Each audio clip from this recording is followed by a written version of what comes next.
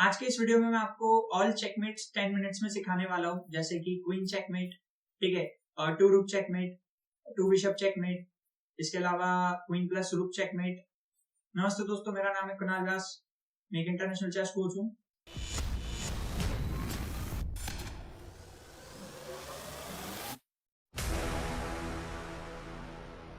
आज हम लोग सीखने वाले किंग प्लस क्वीन चेकमेट। तो यहाँ पर हम लोग देख सकते हैं कि अपोनेंट का किंग जो है वो d5 स्क्वायर पर है, ठीक है। तो यहाँ से हमने उसकी लोकेशन चेक कर ली है कि वो डी फाइल में और 5th रैंक पे। तो अब हम लोग क्या करना है, हम लोगों को या तो उसकी फाइल या रैंक ब्लॉक करना है, लेकिन वो हमें नाइट स्क्वायर लेते हुए ब्लॉक करना है। अपोनेंट के किंग से हमें नाइट स्क्वायर की डिस्टेंस रखनी है। जैसे मैंने क्वीन को f4 चला, अब मेरा अपोनेंट का किंग जो है वो c5 पर जा रहा है, देन मैंने क्वीन e4 से एक और बार नाइट स्क्वायर डिस्टेंस ली।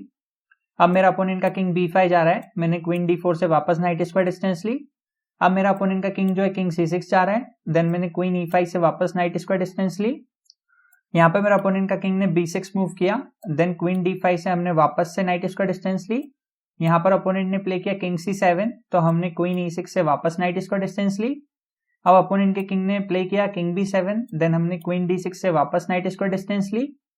अब अपोनेंट के किंग ने मूव किया किंग c8, देन हमने क्वीन e7 से वापस नाइट स्क्वायर डिस्टेंस ली। अब अपोनेंट ने प्ले किया किंग b8। अब हम लोग क्या करेंगे, अब हम लोग डायरेक्ट किंग को लाना शुरू करेंगे। वो इसलिए हम करेंगे क्योंकि अगर हम डायरेक्ट यहाँ पर अगर ब्लॉकिंग करते हैं, तो अगर गलती से हमने इस तरीके से ब्लॉक कर दिया तो फिर ये स्टेलमेट हो जाएगी, अपोनेंट का किंग कहीं भी मूव ना कर पाएगा।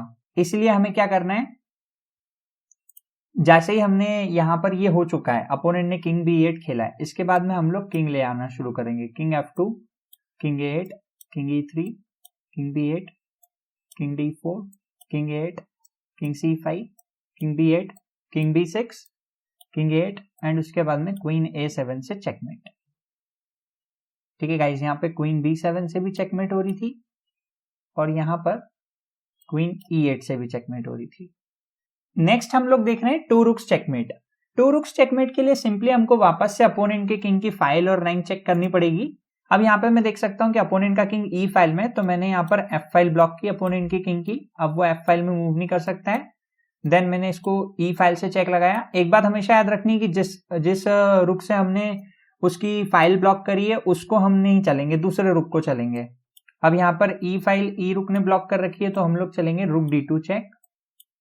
अब यहाँ पर डी फाइल ब्लॉक है तो रुक c1 चेक। अब किंग ने चला b4, सो रुक b2 चेक। अब अपोनेंट ने किंग a3 चला है। गाइज अगर अब हमने रुक a1 चेक दे दिया तो हमारा रुक कैप्चर हो जाएगा, तो हमको एक बार रुक को दूर ले जाना पड़ेगा, वेटिंग मूव देना पड़ेगी। अब मेरे अपोनेंट ने किंग a2 प्ले किया, अब मैं वापस यहाँ से चेक नहीं लगा सकता हूं, तो मैं इस रुक को भी दूर ले गया। अब यहाँ पर किंग a3 एंड देन रुक a7 इज अ चेकमेट। रुक a7 से यहाँ पर चेकमेट हो गई। अब हम लोग देख रहे हैं क्वीन प्लस रुक चेकमेट। क्वीन प्लस रुक चेकमेट का भी सिंपल सा फंडा होता है, या तो हम फाइल वाइज इसको चेकमेट कर सकते हैं फाइल्स ब्लॉक कर करके, या फिर हम लोग रैंक वाइज मेट कर सकते हैं। तो मैं आपको दोनों तरीके से करके बताता हूं।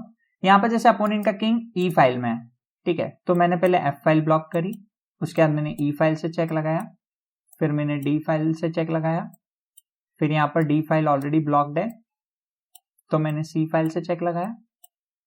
अब यहाँ पे अपोनेंट के किंग को मूव करना पड़ रहा है b5 पे, देन मैंने क्वीन b2 से चेक लगाया, देन किंग a4, देन रुक a1 से चेकमेट। अब हम लोग वापस इनिशियल पोजीशन पे चलते हैं। अब ये रैंक वाइज कैसे हो सकती थी, डायरेक्टली क्वीन g7, उसके बाद में रुक f1, king e8 and then रुक f8 चेकमेट। अब हम लोग देखने वाले किंग प्लस रुक चेकमेट। किंग प्लस रुक चेकमेट के लिए भी हमको सिंपल फॉर्मूला यूज करना होता है कि मेरे अपोनेंट का किंग कहां पर है, वो कौन सी फाइल में और कौन सी रैंक में। या तो हमें सिर्फ फाइल ब्लॉक करना है या हमें रैंक ब्लॉक करना है। और एक बार जैसे हमने सारी फाइल्स या रैंक्स ब्लॉक कर दी तो फिर हमें अपोजिट थिंग पे जाना है। जैसे कि अगर फाइल ब्लॉक कर दी तो रैंक ब्लॉक स्टार्ट करेंगे, और रैंक अगर पहले ब्लॉक कर दी तो फाइल सेकेंडरी ब्लॉक करेंगे। जैसे यहाँ पर अपोनेंट का किंग जो है डी फाइल में, तो मैंने ई फाइल ब्लॉक करके एक बॉक्स टेक्निक का यूज किया और इस किंग को बॉक्स में ट्रैप कर लिया। अब अपोनेंट के किंग ने d4 मूव किया, देन मुझे किंग f2 लाना पड़ेगा क्योंकि अकेले रुक से हम चेकमेट नहीं कर सकते, हमें किंग के सपोर्ट की जरूरत पड़ती है। King d3। अब यहाँ पर देखो आप लोग,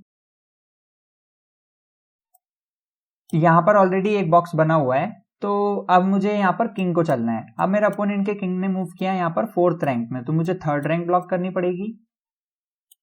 अब मेरे अपोनेंट के किंग ने मूव कर दिया c4 पे, ठीक है। तो यहाँ पर अब जैसे कि यहाँ के पास इसकी थर्ड रैंक ब्लॉक है, बॉक्स में तो ये पूरी तरीके से ब्लॉक्ड है, तो किंग को मैंने मूव किया, यहाँ पर इसके ये 3 स्क्वायर्स को स्टॉप किया।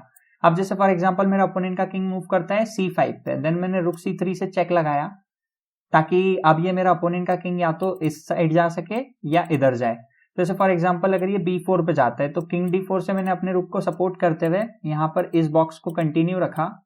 यहाँ पे ओपोनेंट ने प्ले किया किंग B5, तो मैंने रुक C4 चल के और बॉक्स छोटा किया और इसकी फाइल भी रैंक भी कट ऑफ करी, किंग B6। अब ये अपोनेंट का किंग जो है वो 6th रैंक में चला गया, तो 5th रैंक ब्लॉक। अब अपोनेंट का किंग 7th रैंक में जा चुका है, तो 6th रैंक तो हम ब्लॉक कर नहीं पा रहे। अगर हम ब्लॉक करने की कोशिश करते तो किंग कैप्चर कर देगा डायरेक्टली, तो ये चीज हम कर नहीं सकते हैं, तो हमने इसलिए किंग के सपोर्ट की वापस जरूरत पड़ी। King B6, king D6, important move, king B7। इसके बाद में हमको वापस से इसकी 6th रैंक को ब्लॉक करना है। अब ये चला गया B8 पे, देन C7 से हमने 7th रैंक ब्लॉक की। अब हमें किंग को वापस इस साइड लाना है, king B8, king B6, king A8 and रुक C8 चेकमेट।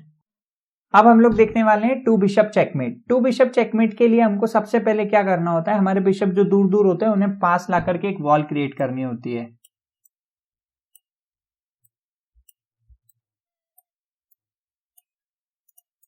इस टाइप से जब हम ये वॉल क्रिएट कर लेते हैं तो अब हमें अपनी किंग को भी साथ में लेकर के आना होता है। अब यहां पर मुझे ये चेक करना है कि मेरे अपोनेंट का किंग कौन सी रैंक में, 5th रैंक में, तो 4th रैंक ऑलरेडी ब्लॉक्ड है।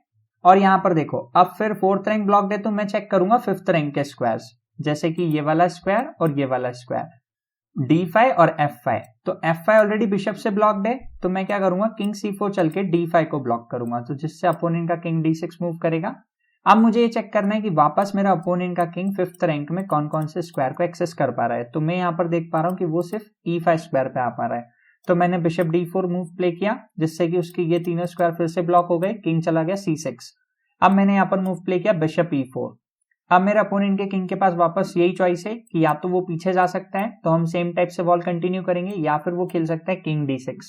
तो अगर उसने किंग D6 प्ले किया तो यहाँ पे हमने देखा कि वापस उसकी 5th रैंक ब्लॉक है, क्योंकि वो अपोनेंट का किंग 6th रैंक में है, और 6th रैंक में हमारे पास में जो उसका हमने स्क्वायर ब्लॉक कर रखा है वो कर रखा है C6, तो बचा कौन सा, E6 स्क्वायर।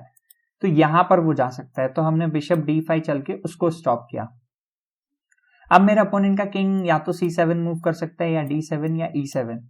अब दोनों तीनों मूव में अलग अलग मूव्स रहेंगे, जैसे फॉर एग्जांपल अगर वो C7 जाता है तो हम लोग बिशप C5 खेलेंगे इस तरीके से। तो अब जैसे अपोनेंट ने किंग D7 खेला तो हमने प्ले किया किंग B5। किंग को हमको साथ साथ में लाना है, 2 बिशप से हम अकेले मेट नहीं कर सकते। अपोनेंट के किंग ने प्ले किया किंग C7।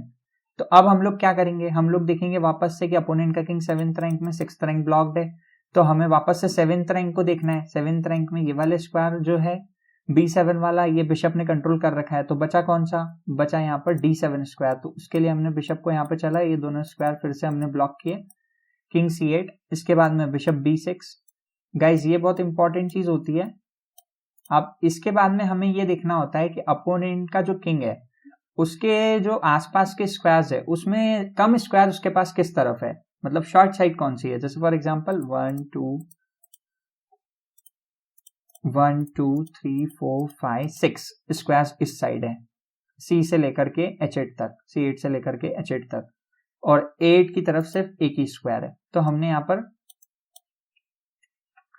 पर अपने किंग को A6 चल दिया। अब किंग C8। अब गाइस यहाँ पर क्या हो रहा है, हमारे सारे पीसेस अच्छे से बैठे हुए हैं, तो अब अपोनेंट का किंग जो है वो भी ऐसी जगह आ गया है कि वो वहां से यहाँ पर चलेगा, लेकिन मूव हमारी है, तो हम लोग यहाँ पर एक वेटिंग मूव देंगे। वेटिंग मूव का मतलब होता है कि पोजीशन में कुछ भी ज्यादा डिफरेंस नहीं आएगा, लेकिन मूव जो है वो अपोनेंट के पास चली जाएगी। तो यहाँ पर अपोनेंट को डिसीजन लेना पड़ेगा, king B8, then bishop to D7, पीछे के स्क्वायर्स ब्लॉक करने। यहां पर गाइस हम डायरेक्ट पीछे का स्क्वायर ब्लॉक नहीं करेंगे वरना स्टाइलमेट हो जाएगी, है ना। तो हम लोग प्ले करेंगे बिशप टू D4। हमको इसी डायरेक्शन में वेटिंग मूव देना है ताकि हम इधर से चेक लगा सकें, पीछे के स्क्वायर्स ब्लॉक रहें, एंड किंग A8 पे bishop C6 checkmate. Thank you for watching this video. अगर आपको वीडियो अच्छा लगा तो please like, share and subscribe जरूर करें।